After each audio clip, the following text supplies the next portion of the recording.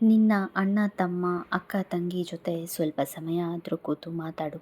ಮನೆಯಲ್ಲಿ ಅಪ್ಪ ಅಮ್ಮ ಅಜ್ಜ ಅಜ್ಜಿ ಎಲ್ಲ ಒಂದು ಕಡೆ ಆದರೆ ಅಣ್ಣ ತಂಗಿ ದೊಡ್ಡೋರಿರಲಿ ಚಿಕ್ಕವರಿರಲಿ ಅವರ ಜೊತೆ ಮಾತಾಡೋದು ತುಂಬ ಮುಖ್ಯ.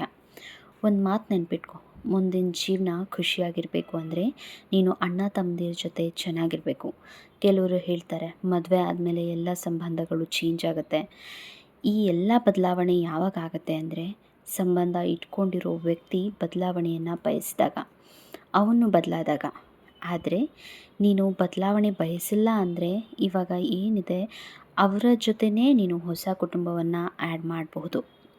ಇದಕ್ಕೇ ನಿನಗೆ ನಾನು ಯಾವಾಗಲೂ ಹೇಳೋದು, ಬೇರೆ ಜನಗಳ ಮಾತನ್ನ ಕೇಳೋದು ಕಡಿಮೆ ಮಾಡು ಅಂತ. ನೀನು ದೃಷ್ಟಿಸಿ ನೋಡು, ಜನಗಳು ಹೇಗಿರ್ತಾರೆ ಅಂದರೆ ನೀನು ಏನು ಮಾಡಿಲ್ಲ ಅಂದ್ರೂ ಕೂಡ ಏನೋ ಎಲ್ಲನೂ ಕಳ್ಕೊಂಡಿದ್ಯಾ ಅನ್ನೋ ರೀತಿ ಮಾಡ್ತಾರೆ. ಹಾಗೆ ಏನು ಆಗದೇ ಇದ್ದರೂ ಕೂಡ ನಿನ್ನ ಶೋಕಕ್ಕೆ ಕಳಿಸ್ಬಿಡ್ತಾರೆ.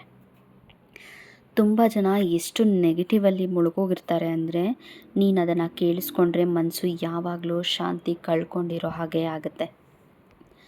ಇದಕ್ಕೂ ಮುಂಚೆ ನೀನು ತುಂಬ ಒಳ್ಳೆ ವಿಷಯನೂ ನೋಡಿದ್ಯಾ, ಕೆಟ್ಟ ವಿಷಯಗಳನ್ನೂ ನೋಡಿದ್ಯಾ, ಆ್ಯಂಡ್ ಅದನ್ನು ನೀನು ಎರಡನ್ನೂ ಸಮಾನವಾಗಿ ಎದುರಿಸಿದ್ಯಾ. ಅದರಿಂದ ಮುಂದೆ ಬಂದಿದ್ಯಾ ಆ್ಯಂಡ್ ಜೀವಂತವಾಗಿದೆಯಾ. ಅದಕ್ಕೆ ಯಾರ ಮಾತನ್ನು ಕೂಡ ಕೇಳಬೇಡ. ನನ್ನ ಆಶೀರ್ವಾದ ನಿನಗಿದೆ. ಯಾವಾಗಲೇ ನೀನು ನಿನ್ನ ರೂಮಿಂದ ಹೊರಗೆ ಬರ್ತೀಯ ಅಲ್ವಾ, ರೂಮಲ್ಲಿ ದೊಡ್ಡ ಕಿಟಕಿ ಇದೆ ಅಲ್ವಾ, ಅದನ್ನು ಮುಚ್ಚಿ ಬಾ. ನಿನ್ನ ಅನುಪಸ್ಥಿತಿಯಲ್ಲಿ ಕಿಟಕಿಯಿಂದ ಏನಾದರೂ ಪ್ರಾಣಿ ಬಂದ್ರೂ ನಿನಗೆ ಗೊತ್ತಾಗಲ್ಲ. ಹಾಗಾಗಿ ಅದನ್ನು ಯಾವಾಗಲೂ ಮುಚ್ಚಿರು. ಒಂದು ವಿಷಯ ಏನಂದರೆ, ಕಿಟಕಿ ತುಂಬ ದೊಡ್ಡದಾಗಿದೆ, ಅದರಿಂದ ನಿನಗೆ ತೊಂದರೆ ಆಗೋ ಥರ ಇದೆ ಅಂದರೆ ಅದನ್ನು ಪರ್ಮನೆಂಟಾಗಿ ಕ್ಲೋಸ್ ಮಾಡಿಸೋದಕ್ಕೆ ಪ್ರಯತ್ನ ಮಾಡು. ಸಾಧ್ಯ ಆದರೆ ಈ ಕೆಲಸನ ಈ ವಾರ ಖಂಡಿತ ಮಾಡಿ ಮುಗಿಸು. ಹಾಗೆ ಮನೆಯವ್ರಿಗೂ ಕೂಡ ಹೇಳು, ಮನೆಯ ಬಾಗಿಲನ್ನು ಯಾವಾಗಲೂ ಕ್ಲೋಸ್ ಮಾಡೋದಕ್ಕೆ. ಮುಂದೆ ಯಾರೂ ಇಲ್ಲ ಅಂದರೆ ಅದನ್ನು ಓಪನ್ ಮಾಡಿ ಇಡಬಾರ್ದು. ನಮ್ಮ ತೊಂದರೆಗೆ ನಾವೇ ಕಾರಣ ಆಗಬಾರ್ದು.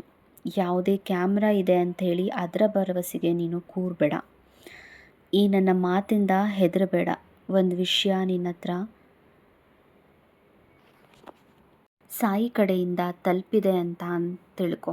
ನೀನು ಏನು ಮಾಡಬೇಕಿಲ್ಲ, ಮನೆಯವರಿಗೆ ಹೇಳಬೇಕು ಅಷ್ಟೇ. ಅದರಿಂದ ನಿಮ್ಮ ಮನೆಯ ರಕ್ಷಣೆ ಇರುತ್ತೆ.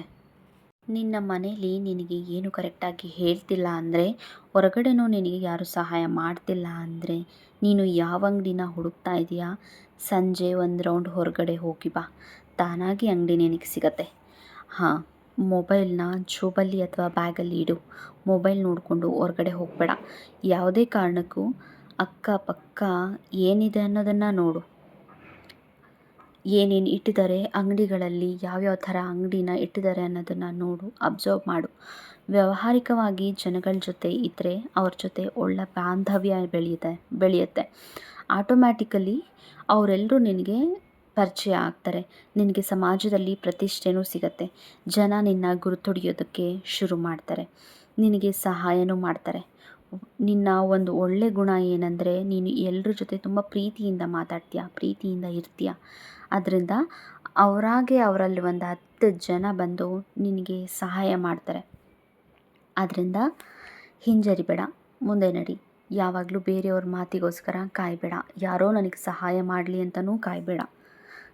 ಯಾವಾಗಲೂ ನಿನ್ನ ಸಾಯಿ ನಿನ್ನ ಜೊತೆ ಇರ್ತಾರೆ. ಖುಷಿಯಿಂದ ಇರು, ನಗ್ನಗ್ತಾ ಇರು.